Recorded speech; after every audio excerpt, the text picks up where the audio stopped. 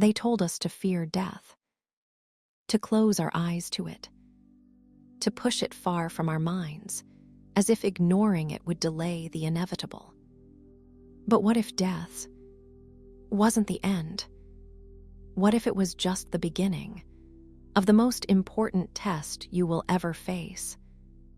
You've lived every second of your life preparing for a job, a relationship, a dream.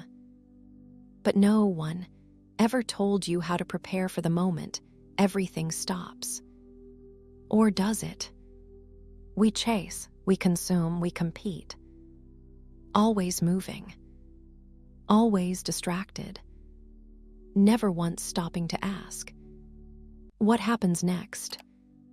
The Tibetan Book of the Dead, a manuscript buried in secrecy for over 1,000 years, says the moment you die is not the end. It is the beginning of a journey, a 49-day test through a realm known as the Bardo, where your mind becomes your prison or your path to liberation. But here's the part that will change everything you've ever believed. No one is judging you. Not God. Not angels. Not demons. You are the judge. You are the test. And the outcome depends entirely on your awareness. If you're watching this right now, it means something inside you is stirring. A hunger to understand. A fire to wake up. A whisper from somewhere deep within. There is more. Because let's face it, we don't talk about death. Not really. We avoid it like it's contagious. We pretend like it's a tragedy that only happens to other people. But the truth is, you've already died many times.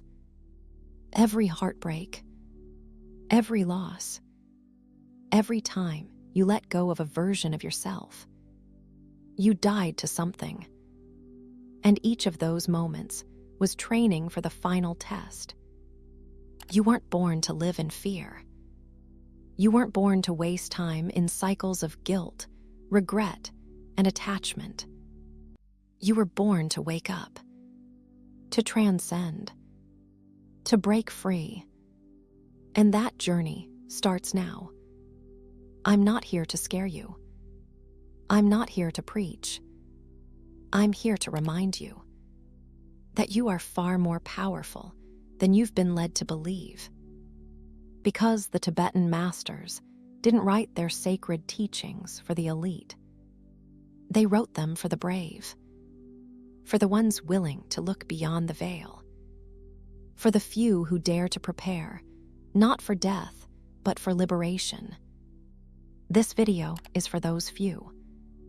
If you've lost someone, if you've questioned everything, if you felt like life must be more than just survival, then what you're about to learn isn't just knowledge. It's your key.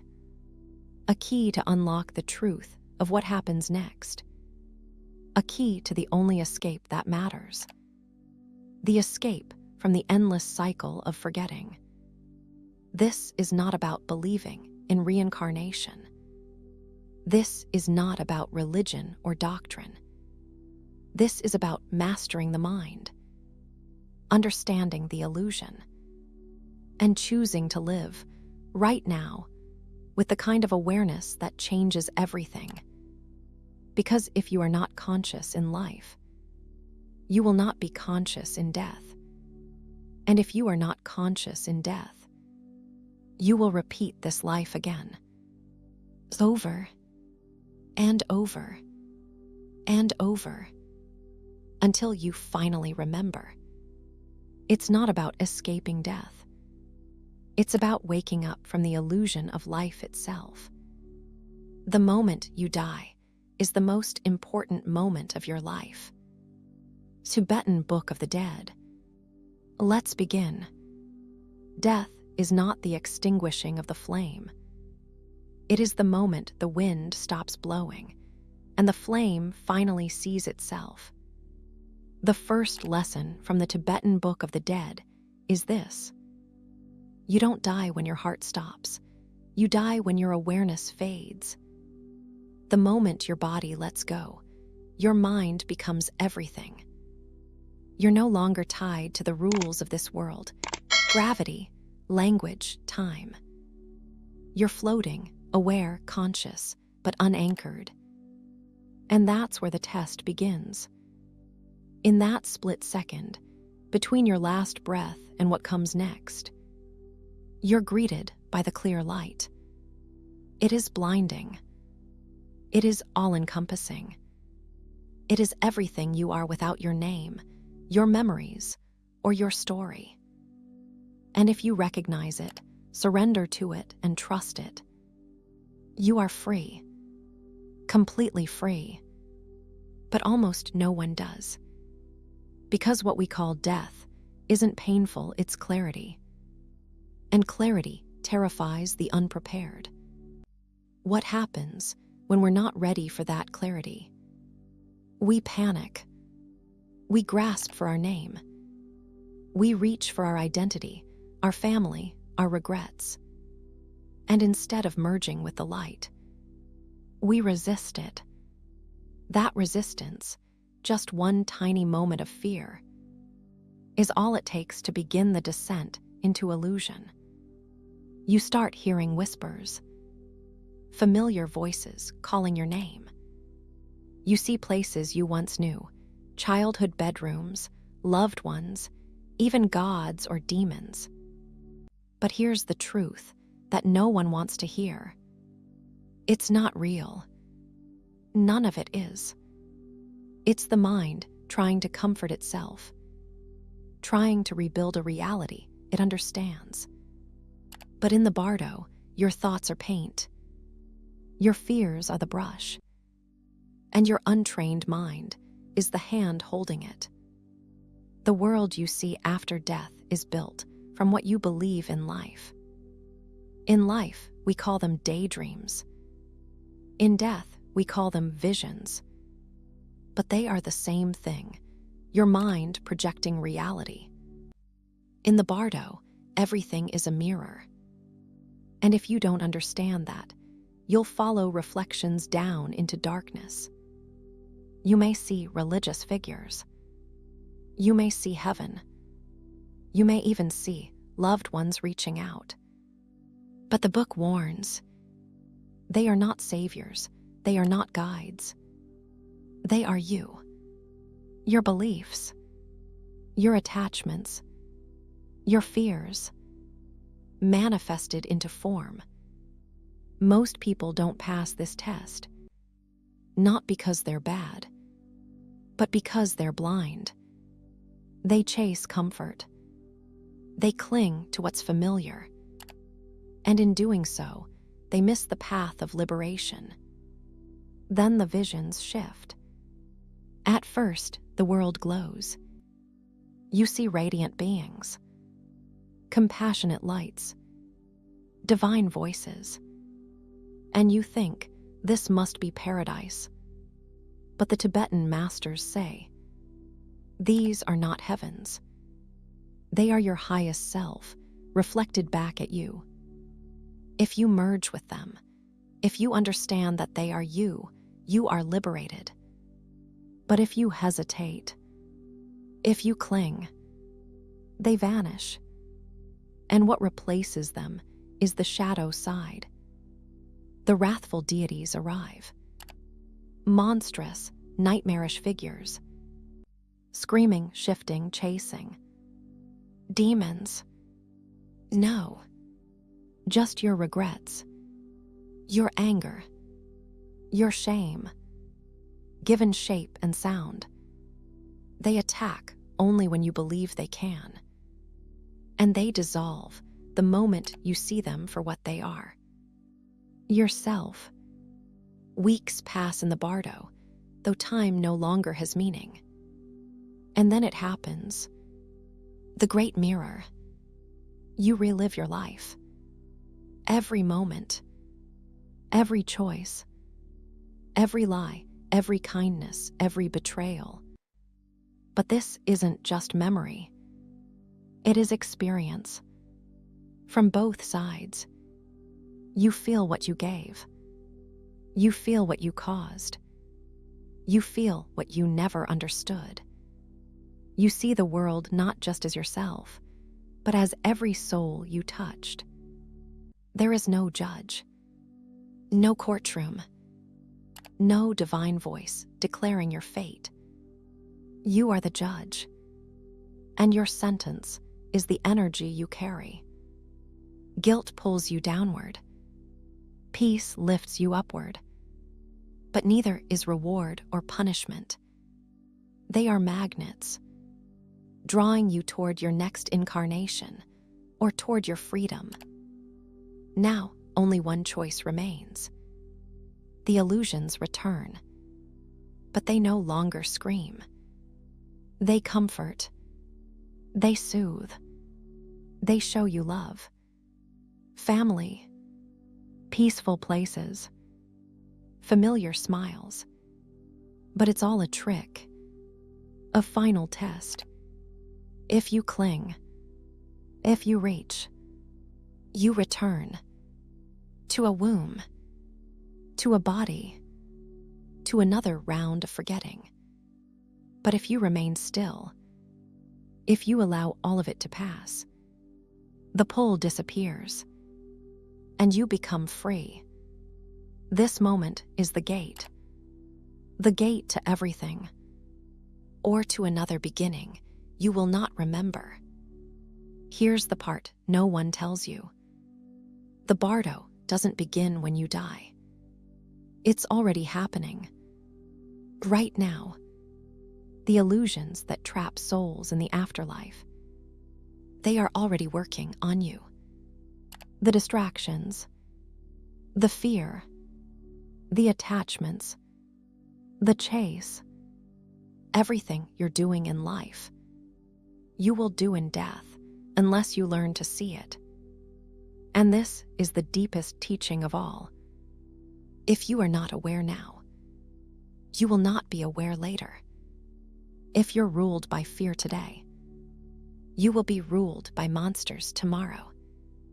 If you can't let go of identity now, you will cling to illusions in death. And if you don't recognize truth today, you will not recognize light when it calls you home. So ask yourself, are you living in awareness? Or are you already trapped in the cycle? Because death doesn't change you. It only reveals you. We all talk about preparing for death like it's a distant event, as if it only concerns the final moments of our existence. But here's the uncomfortable truth. We're failing the test already. Look around. How many people do you know who are truly aware? Who don't live on autopilot? Who aren't consumed by fear, distraction, anger, or ego? We've been told we'll be judged after death. But we're being tested right now, every day. And most of us aren't even showing up for the exam. Every moment of impatience, every time we run from discomfort, every lie we tell ourselves, they're all notes in the script that will play again after we die. We're writing our afterlife while we live. We just don't realize it. We fear death because we believe it will confine us. But the real prison is the life lived unconsciously. The Tibetan masters never taught that liberation comes after death. They taught that liberation must begin now. Because death doesn't magically fix what life ignored. They saw most people for what they truly are. Sleepwalkers, alive but unaware, free but enslaved by fear, capable of awakening but constantly sedating themselves with distractions. We don't need to wait to die to meet the illusions. We're already surrounded by them. The advertisements we chase, the identities we cling to, the fears that stop us from speaking the truth. These are the same illusions that will meet us in the Bardo. The monsters in the afterlife wear suits in this one. And the light we reject at death is the same truth we avoid every day. Some will reject this teaching because it doesn't offer a savior. No promise of heaven. No divine figure offering forgiveness. No golden scale weighing your sins. That's exactly why it's powerful. Because it gives you back the power that was taken from you. You are not waiting for permission to be free. You are not hoping someone else writes your destiny. You are the light you're looking for. This is why the teachings were hidden. Because a human who knows they are responsible for everything is a human who cannot be manipulated by anything. No religion, no system, no external authority. The Bardo reveals this one absolute truth. You are the path, the test, and the judge. And that makes you more powerful than you've ever imagined. Another misconception that holds people back. Karma. You've been told it's a system of reward and punishment. But that's not what the Tibetan Book of the Dead teaches. Karma is not a cosmic punishment system. It's a mirror. Whatever energy you send out, you will meet again. Not to punish you, but to help you wake up. If you lie in life, you'll encounter confusion in the Bardo.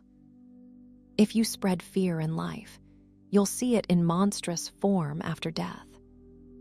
If you love fully and live honestly, your journey becomes lighter, clearer, peaceful. This isn't divine justice. It's psychological law. Your mind becomes your world, and you are shaping it right now. People say, "I hope I don't come back." But what they really mean is, "I hope I don't come back to this kind of suffering." And the Tibetan texts agree. You don't get reborn at random.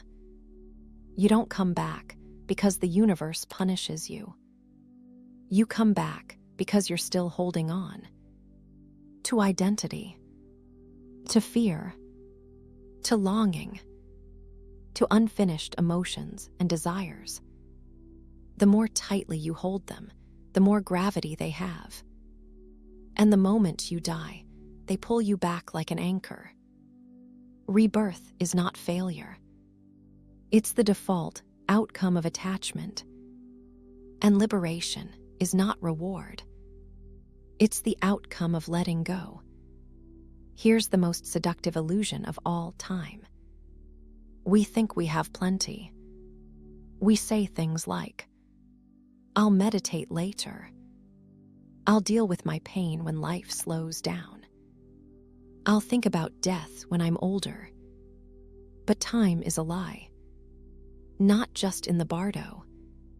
Here, right now. Because when the moment comes, when death knocks, you will not have time to prepare. You will only have the awareness you cultivated before. If you lived distracted, you will die in confusion. If you lived present, you will recognize the light. You cannot fake awareness. You must train for it. And the only time to do that is now. This isn't a teaching of comfort. It doesn't tell you that everything will be okay. It doesn't promise paradise. It promises truth. And that truth will set you free, but only if you're brave enough to face it. Other belief systems give you something to hold on to. The Tibetan Book of the Dead asks you to let go of everything. Your name, your identity, your desires, your history, even your need to be right. Because in the end, None of it will help you pass the final test. Only your awareness will. And that awareness must begin while you're alive. You want to know where the Bardo really is. It's in traffic. It's in arguments. It's in your phone screen when you scroll to escape discomfort. The Bardo is in every moment you feel triggered and lose control. In every hour you lose to distraction. In every opportunity to wake up that you sleep through instead. This life is a rehearsal for death. And the version of you who walks into the Bardo is the same version of you you are training right now. Not the version you post online. Not the version you present to others. But the version you are when no one is watching. So what are you training? Because when your body is gone, your mind will be the only thing left. And it will become your world. If you've lived in anxiety, your afterlife will be a mirror of that chaos. If you've lived in peace, your afterlife will open into liberation. You are not preparing for death. You are becoming death. You've heard the message. You've felt the truth. And now, one question remains. What will you do with it? You can close this video and go back to your routine. You can scroll to the next distraction. You can pretend none of this matters. But know this. One day, you will face the moment. The breath will stop. The heartbeat will fade. And your awareness will awaken in the space between. In that moment, you won't be able to fake clarity. You won't be able to buy more time. You won't be able to phone a friend, call a priest, or explain your way out. You will only have what you've built inside. And that inner world will become your only reality. You don't need to be perfect. You don't need to renounce the world or escape to a monastery. But you do need to begin. To question what you believe. To observe your thoughts instead of obeying them. To choose presence over distraction. Stillness over reaction. Awareness over fear. Every moment you do this, you are preparing. Every time you sit with your emotions, instead of running from them, you are preparing. Every time you choose love, forgiveness, and compassion over ego, you are passing the test before it begins. Because this isn't about what happens after you die. It's about who you are while you're still alive. You were not born to survive. You were born to awaken. And now you know. You know the truth that was hidden for centuries. You know that the most important journey begins the moment you let go. And with that truth comes a responsibility to stop wasting your time on things that do not matter. To stop clinging to illusions that offer comfort but cost freedom. To stop fearing death, and instead prepare for it like the sacred right that it is. Because awareness is not a belief system. It is a skill. And the more you practice, the more free you become. You have a choice. Right now, you can wait. Or you can wake up. You can forget this. Or you can begin living in a way that death will respect. The Tibetan masters said, "Those who are conscious at the moment of death will never fear it." That's not a quote. That's a call. A call to live fully. To live presently. To live bravely.